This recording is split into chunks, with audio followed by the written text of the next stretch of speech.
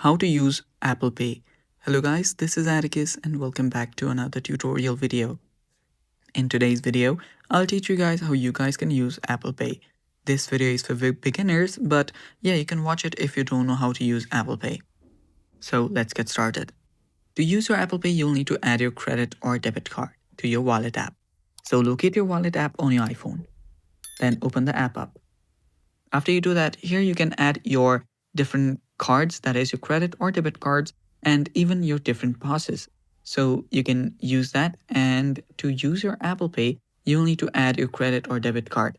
To add it, you can tap on the plus icon here, and from here you can select debit or credit card.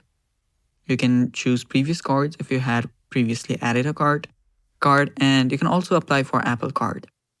Now, let's tap on debit or credit card for now, and then tap on continue.